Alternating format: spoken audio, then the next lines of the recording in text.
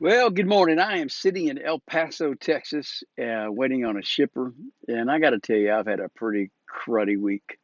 Started off with truck breaking down, having issues.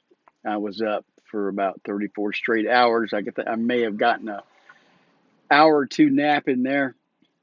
And it's just been one of those weeks. And then I saw some stuff that just brightened my day. And I thought I'd share that with you. Folks, I want you to not give up hope. I have not given up hope. This is all going to come to light. And as I've said before in Psalms, it says justice is the foundation of his throne. And we're going to get justice in this. This election was stolen. There's no doubt about it. This Wahoo China virus, whatever it is, man, they just caught Fauci on the ropes. I don't know if you saw it. Go to YouTube and watch it. I'm going to post it right here. Not the whole thing because it's about 10 minutes, I think.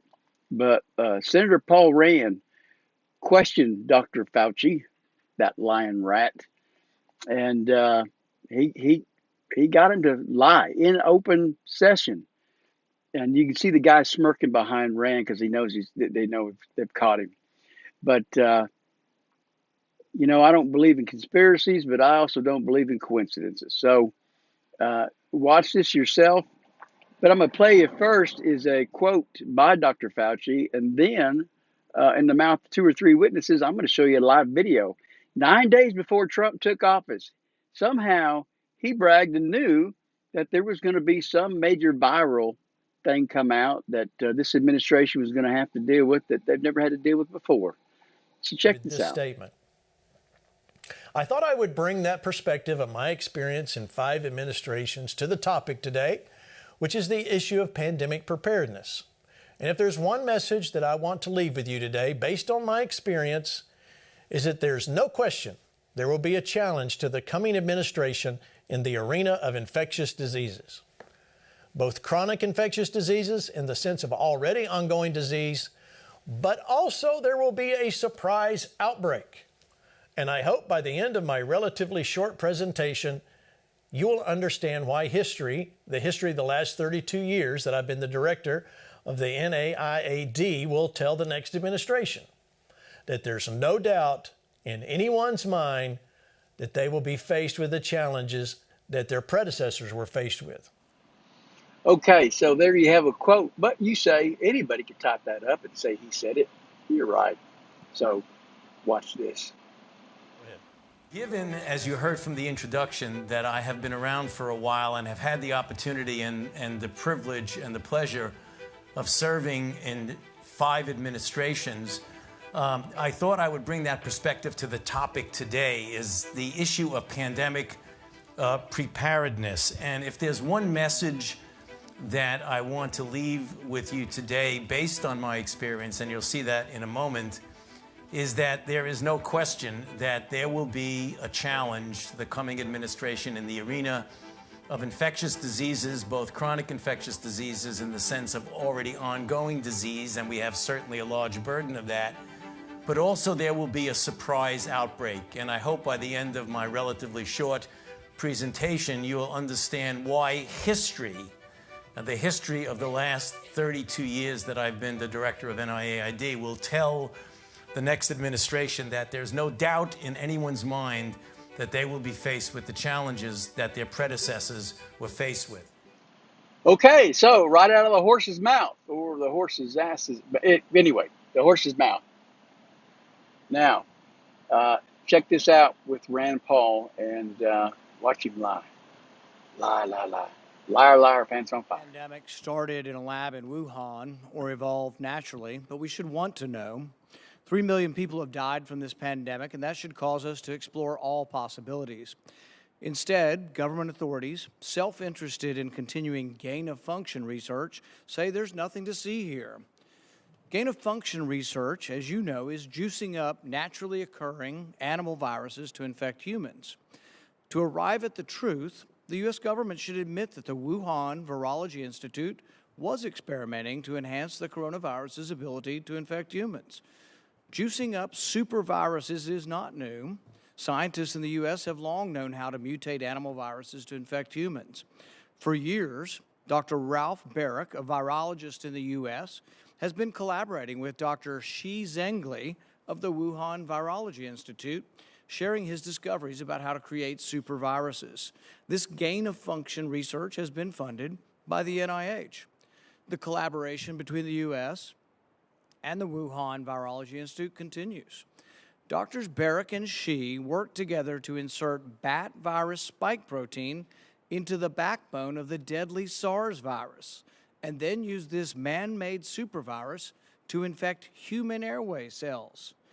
Think about that for a moment. The SARS virus had a 15% mortality. We're fighting a pandemic that has about a 1% mortality. Can you imagine if a SARS virus that's been juiced up and had viral proteins added to it, to the spike protein, if that were released accidentally?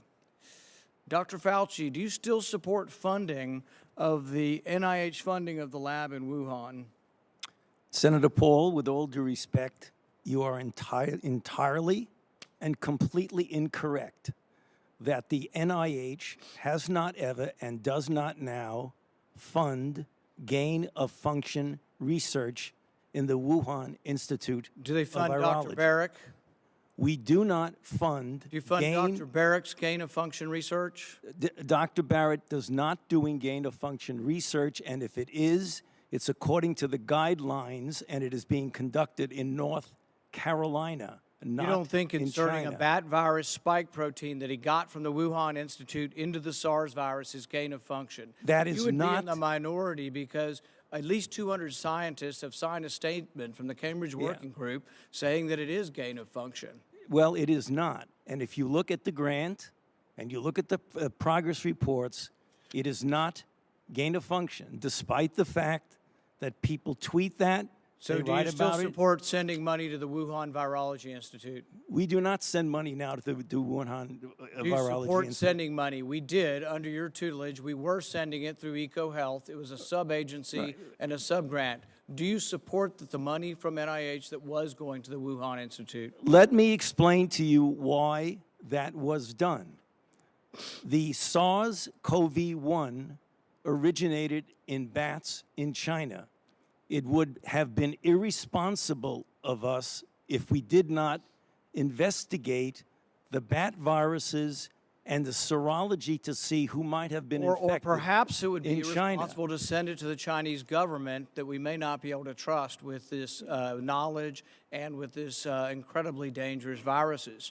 Government scientists like yourself who favor gain-of-function research. I don't favor maintain gain-of-function research that in the China. disease You are arose saying naturally. things that are not correct. Government defenders of gain-of-function, such as yourself, say that COVID-19 mutations were random and not designed by man.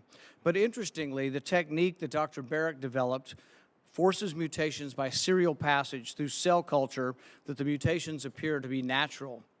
In fact, Dr. Barrick named the technique the no-see-em technique because the mutations appear naturally. Nicholas Baker in the New York Magazine said nobody would know if the virus had been fabricated in a laboratory or grown in nature. Government authorities in the U.S., including yourself, unequivocally deny that COVID-19 could have escaped a lab. But even Dr. Shi in Wuhan wasn't so sure.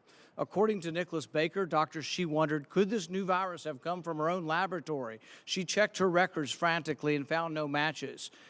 That really took a load off my mind, she said. I had not slept for days. The director of the gain-of-function research in Wuhan couldn't sleep because she was terrified that it might be in her lab.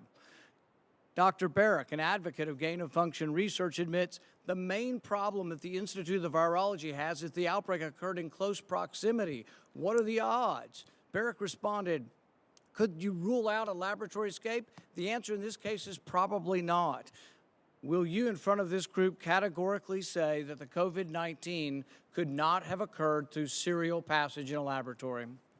I do not have any accounting of what the Chinese may have done, and I'm fully in favor of any further investigation of what went on in China. However, I will repeat again, the NIH and NIAID categorically has not funded gain-of-function research to be conducted in the Wuhan Institute of You do Virology. support it in the U.S. We have 11 labs doing it, and you have allowed it here. We have a committee to do it, but the committee has granted every exemption.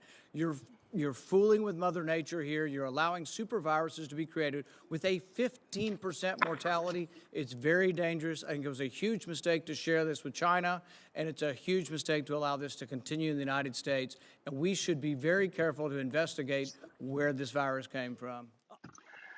Well, yeah, there you have it. And like so many others in big name media that are trying to tell the truth have said as well, uh, much smarter than me, much better looking than me, we cannot move on until we, number one, find out what really happened with this China virus and what happened with the election. You know, Maricopa County is doing a recount and a recanvassing. And Pennsylvania, Michigan, Georgia is talking about the same thing. All the dominoes are going to fall. They're going to line up and just fall down one at a time. So get ready, stay hopeful. I don't know what's going to happen. I don't know. You know, there's people that believe that Trump will get put back in office. I don't know. Uh, could you imagine if he did? What kind of, you thought last summer was bad? This would make that look like a picnic because they will rebel. These folks will burn down their own house before they give up power. So all we can do is pray, pray, pray. But you got to speak the truth too. Faith without works is dead.